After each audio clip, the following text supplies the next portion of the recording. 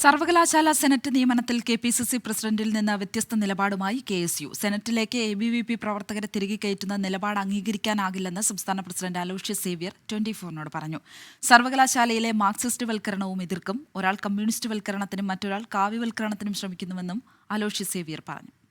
കേരളത്തിലെ യുവാക്കളെ കെഎസ്യുക്കാർ എല്ലാം തല്ലിച്ചതയ്ക്കുന്ന ഒരു വലിയ പ്രതിരോധത്തിൽ നിൽക്കുന്ന ഒരു സാഹചര്യത്തിൽ ഗവർണറും സർക്കാരും തമ്മിൽ എഴുതപ്പെട്ട ഒരു നാടകമായി തന്നെയാണ് ഞങ്ങളിതിനെ നോക്കിക്കാണുന്നത്. അതുകൊണ്ട് എല്ലാ ക്യാമ്പസുകളിലും ഞങ്ങളിത് പ്രചരണങ്ങൾ കഴിഞ്ഞ് ഒരാഴ്ചക്കാലമായി ഞങ്ങൾ നടത്തുകയാണ്. ഞങ്ങൾ വരും ദിവസങ്ങളിൽ ഇത് അതിശക്തമായിട്ട് കേരള പൊതുസമൂഹത്തിൻ്റെ മുൻപിലേക്ക് ഞങ്ങൾ തുറന്നു കാണിക്കാൻ തന്നെയുള്ള പരിശ്രമമായിട്ട് മുന്നോട്ട് പോകണം.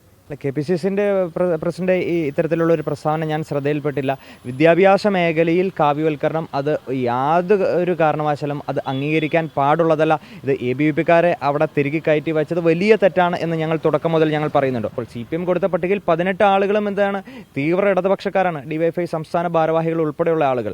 അപ്പോൾ ഒരു തരത്തിലും വിദ്യാഭ്യാസ മേഖലയിൽ അല്ലെങ്കിൽ സർവകലാശാല തലത്തിൽ കാവ്യവൽക്കരണം ഒരു വിധേനയും ഞങ്ങൾ അനുവദിക്കുന്നില്ല. ഒപ്പം അതിനോടൊപ്പം ചേർത്ത് വയ്ക്കേണ്ടത് അമിതമായിട്ടുള്ള മാർക്സിസ്റ്റ് വൽക്കരണവും ഒരു തെറ്റായിട്ടുള്ള പ്രവണത തന്നെയാണ് എന്നുള്ളതാണ്. കേരളത്തിൽ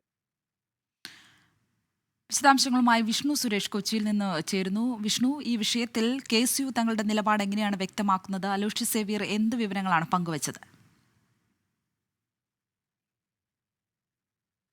ശ്രീലക്ഷ്മി, ഗവർണർക്കെതിരെ ശക്തമായ സമരം SFIയുടെ ഭാഗത്തുനിന്ന് ഉണ്ടാകുന്നു കാവ്യവൽക്കരണത്തിന്. അപ്പോഴും പൊതുസമൂഹം ഉയർത്തി വന്നിരുന്ന ഒരു പ്രധാനപ്പെട്ട ചോദ്യം KSU എവിടെയാണ്, എന്തുകൊണ്ടാണ് KSU പരസ്യ പ്രതിഷേധത്തിന് തയ്യാറാകാത്തത് എന്നുള്ളതാണ്. അതിൽ നിലവിലൊരു മറുപടി വന്നിരിക്കുന്നു. KSU തങ്ങളുടെ നിലപാട് വ്യക്തമാക്കിയിരിക്കുന്നു.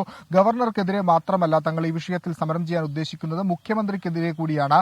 നിലവിൽ SFI നടത്തുന്നത് ഒരു അഡ്ജസ്റ്റ്മെന്റ് സമരമാണ്. നേരത്തെ കണ്ണൂർ VC നിയമനത്തിൽ ഉൾപ്പെടെ സർക്കാരും ഗവർണറും ഒരുമിച്ചായിരുന്നു. അതിന്റെ ഒരു തുടർച്ച തന്നെയാണ് ഇപ്പോഴും കണ്ടുകൊണ്ടിരിക്കുന്നത്. ആൾക്കാരെ പറ്റിക്കുക എന്നത് മാത്രമാണ് ഈ സമരത്തിന്റെ ലക്ഷ്യം. KSU പക്ഷേ മുന്നോട്ട് വെക്കുന്നത് മുഖ്യമന്ത്രി പിണറായി വിജയൻ സർവകലാശാലകളിൽ മാർക്സിസ്റ്റ് വൽക്കരണത്തിനും അതോടൊപ്പം തന്നെ ആരിഫ് മുഹമ്മദ് ഖാൻ കാവ്യവൽക്കരണത്തിന് ശ്രമിക്കുന്നു. ഈ രണ്ട് വെല്ലുവിളികളും നേരിടുന്നത് ഈ മേഖലയുമായി ബന്ധപ്പെട്ട് പ്രവർത്തിക്കുന്ന വിദ്യാർത്ഥികളാണ്. അതുകൊണ്ട് അവർക്ക് വേണ്ടിയാണ് തങ്ങൾ നിലകൊള്ളുന്നത്. രണ്ടുപേർക്കെതിരെയും പ്രത്യക്ഷ സമരവുമായി മുന്നോട്ട് പോകും. വരും ദിവസങ്ങളിൽ ആ സമരത്തിന്റെ മൂർച്ച കൂട്ടാൻ തന്നെയാണ് തീരുമാനം. അതോടൊപ്പം കഴിഞ്ഞ ദിവസം KPCC പ്രസിഡന്റ് വ്യക്തമാക്കിയ ഒരു കാര്യമുണ്ട്.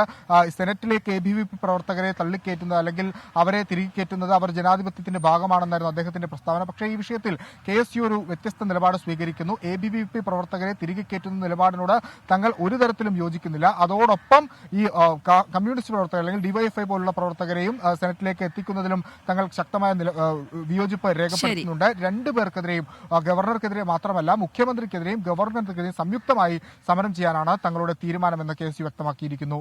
ശ്രീലക്ഷ്മി. ശരി, വിഷ്ണു സുരേഷ് വിവരങ്ങൾ നൽകി.